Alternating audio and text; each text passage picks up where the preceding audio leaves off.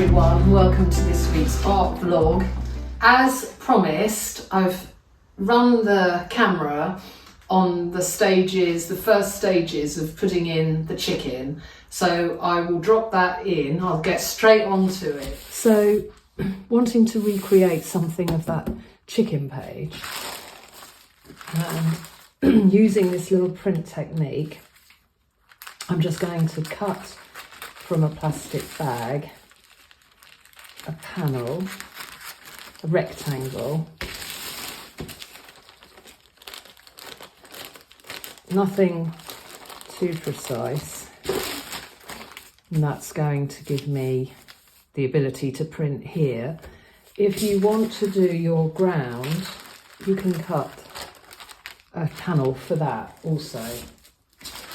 Right, so we've got our two pieces of plastic, a roller you'll need in order to roll out. We're going to put acrylic paint on here and roll it.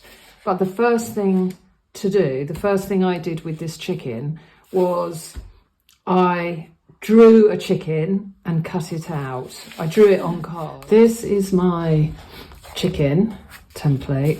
So if I put chicken here, and on the larger plastic sheet, I will, this is, I'm in the sketchbook, so I'm not worried about the type of paint.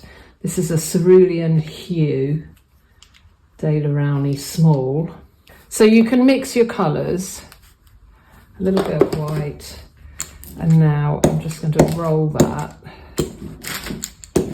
This plastic will ruck and drive you a bit bonkers, but just kind of hang in with it,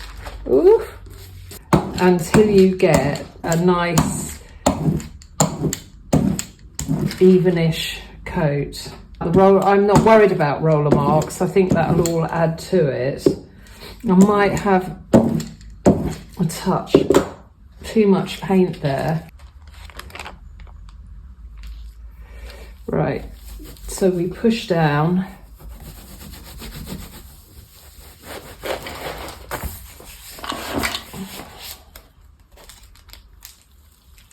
And will give you your first layer. I lift her, you'll see that's where you would imagine. So I've come actually a bit too far down here, I've got carried away, and I've literally been using that back page to clean the roller. No, I don't know if the camera can see what I'm doing. And I'm just doing the same thing on this strip, and I'm going to put that there, and then I'm literally just going to use my nails. I could have come up a bit so that the idea of the grass, that the bird is in the grass. So let's lift her again.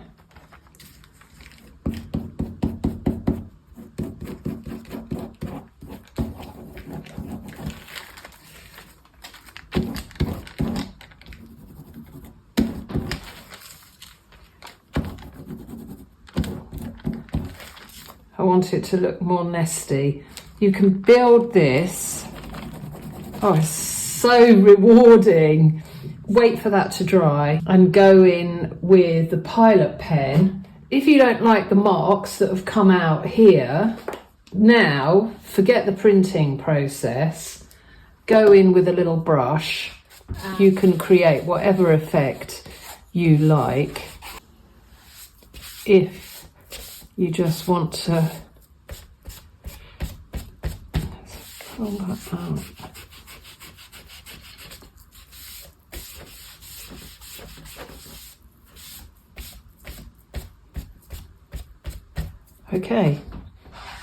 Okay, leave that to dry. If you don't have a parallel pen, any Just use any pen will do if you're following along. While waiting for that page to dry, I came over and used up what was left on that first sheet, and then I went in with a pencil and put in feathers and as much detail as I could with the paint that was left on there. It's amazing, there was still enough paint for me to get this. So I will work up, I love that. I can now work up in any way I like this chicken. That way you're not wasting any of that paint, that precious paint that you've got on the plastic. These you can reuse. I have reused and reused and reused my pieces of plastic. What I tend to do if I'm working in the sketchbook, this is frustrating because a concertina you can lay out, but I just wedge in my paint to stop that page from sucking anything up there. A little bit of blue and the green. Let's put more blue in.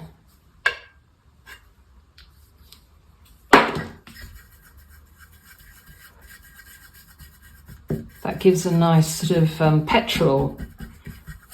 I'd call that, no, a teal. It was petrol blue and now I think that's gone teal. I could play with some of that in there.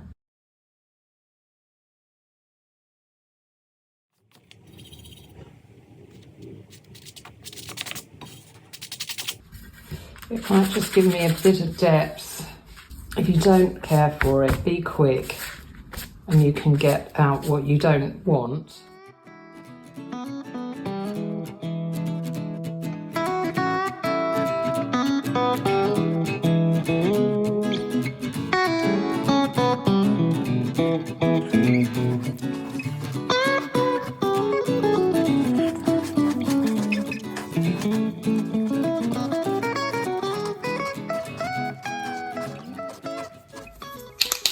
I'll let that dry again and then come in with this Posca and put in any detail. I won't touch up there because it's wet and it will just run. What you could do now, you could go back over with another colour. That might be an idea. I might go back over with another colour.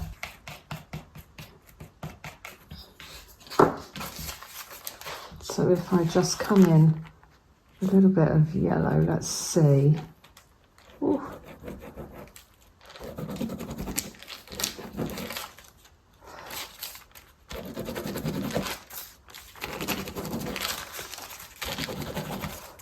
Something of that. So no two birds are ever going to be the same.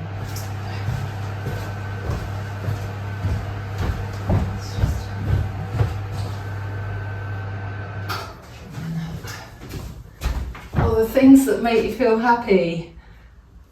I've got two more lovelies. I think actually I want them that way around, and I think they have to go as a pair, so they will definitely go in the shop. And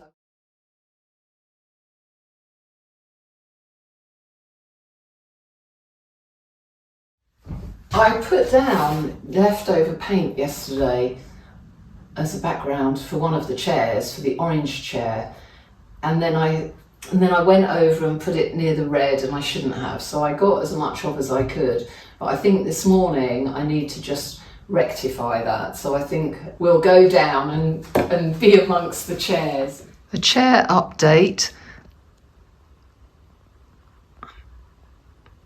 That's where we are. So I'm not sure if I recorded, but I put some teal down on here, and I went in with a pale blue, so I think I'll work with that. Here I mixed the teal and the orange, and it's given me this fantastic khaki. So the beauty of mixing these is that I know this will work harmoniously. It's lovely. So yeah, I didn't mix up quite enough. So that's what I think I'm going to go with. I'm just going to keep this very, very simple. And at this stage anyway. But what a colour is that? There's a little bit, oh, I like it. I do like that when you get what you've been using on your brush and on your palette kicking through. That's just gives it some interest.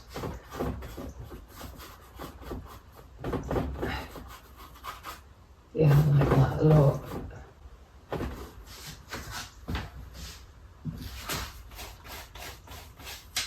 Get every bit, I'm trying to get every scrap of paint up. Oh, and I went in with some teal on here, the mix that I had when I was using the sketchbook, because I made too much of it. So that's just about where I am with the chairs. This is entertaining me because I don't know where I'm going, what I'm doing. But it makes me smile every morning when I come in, because it's, you know, it's asking questions. What am I going to be? I find I've never ever got enough bulldog clips, so I've got a little order in. They just seem to disappear, but they're so useful on this foam board, and I might pick up a couple more pieces of foam board. The hard board is actually very heavy, but that lightweight foam board is really good.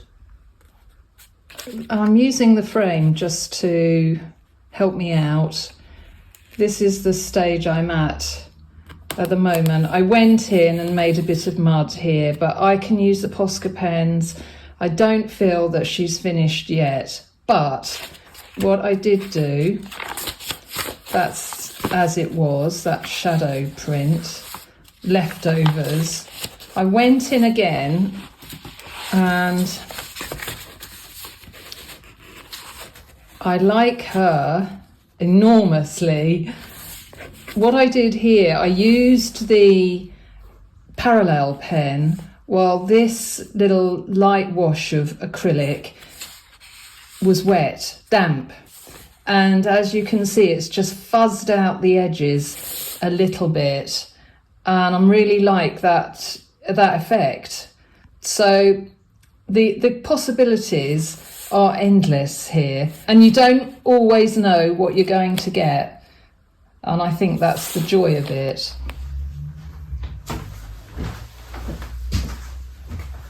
Well, I've come in this morning and I do like the blue ground here. What I love is this skinny, funny little leg. And I think what I'll do is mix up this green and carve out another skinny leg. I rather like that. I like the contrast between the heaviness of that chair on that spindle leg. So that's my plan this morning. And I've got six chairs. So I might start up number 7. Yeah, I'm feeling there should be another.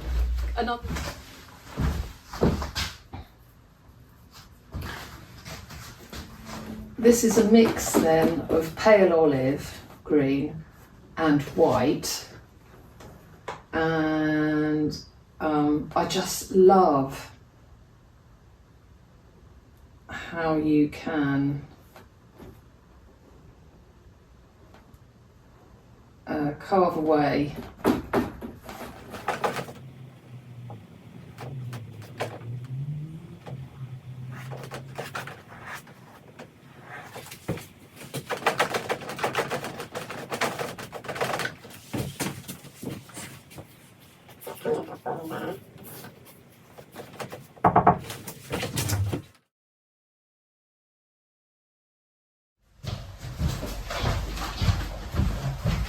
Well, a knock on the door was a delivery of These two, oh, I'm really happy with those. They're gorgeous, absolutely gorgeous. So these have gone in, they're all strung. This is a much deeper, chunkier wooden frame. And Craig makes an inner in order that they can have this floating effect. I absolutely love those. I can't believe I'm not I don't look at them and think I need to do anything. Again, I don't even want to go in and try and get a signature on them. I'll do the same thing, I'll stamp the back and sign them. But they are, I'm really happy. They've been sitting around. I think that's why I get so excited. They've been with me for such a long time, and am I getting anywhere sometimes, I think to myself. And then it will just come together, and you just have to trust. I think that's the thing, you just trust the process, keep going, keep coming in, even if it's for a bit every day, or whenever you can, find the time, carve out that bit of time. And the joy of something then coming together is lovely. It's not about getting to the end, but when you do, it's so lovely. It's really a thrill. So that they're delights. Right, back to that green.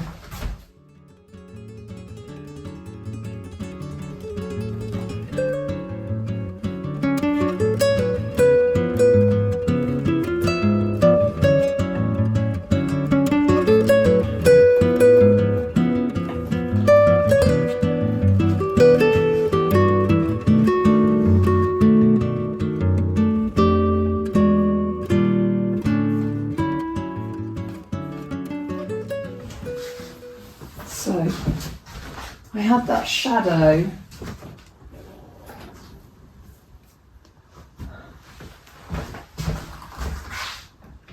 I decided I was going to work on the chair,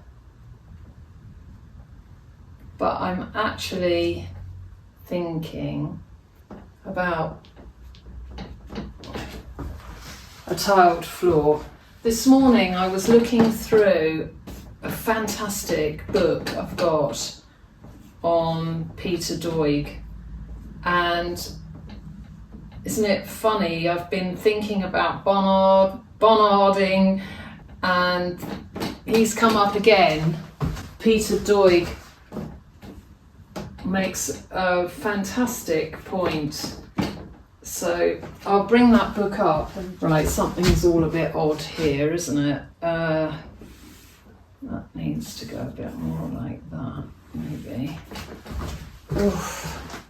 Obviously I'm going to reinstate that leg, and I don't think the legs the leg won't be black. Don't know if I've got that right or wrong there. I think that might be wrong.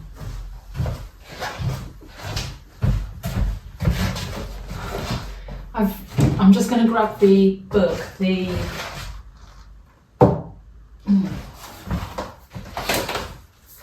this is my Peter Doig then. If I open it out, yeah, the colours, there's something quite magical and mystical about his work. His colour palette and technique are just lovely. If I don't know the best way, I'll just give you a quick flick through. There, that's the gorgeous. The blues and the greens just always call to me. That's rather lovely. I was having a look because there's a figure that sticks in my mind in a painting, and I want to kind of reference that in my own way. And I was just reading, and I hadn't noticed before, he talks quite a bit about Pierre Bonnard, but I like the fact that he says, I don't know about his working habits, but he must have worked on several paintings at once, returning to them, adding a touch here and there, and that's the way they come together. Doig doesn't think Bonnard had a master plan, and this lack of a master plan is also what allowed him to paint in fragments without any conscious will. Bonnard managed to paint that strange state. It's not a photographic space at all. It's a memory space, but one which is based on reality. And I love that. So I'm going to look at more of Bonnard's work, but I adore that painting. He painted that one in 2013. It's an oil on canvas, and there's just something of that figure with the umbrella, the colour palette, something very lovely there. I didn't know where I was going with this landscape, because obviously it's a nighttime scene and I couldn't make sense of what these yellow flowers would be unless they obviously were lit up. So I decided, really, I think the best thing is to go for another window. I've amped that one up a bit. So I've gone in, this is not finished at all. I've literally just very quickly roughed in the window ledge and a bit of side here, a vase. So wanting the impact of the contrast, of the complementaries to come from the yellow here. So it makes more sense to me that way. So a little bit more on there. I've forgotten my book, haven't I? I'm going to go down, I'll go down and get my book. On the chairs, I had lovely comments.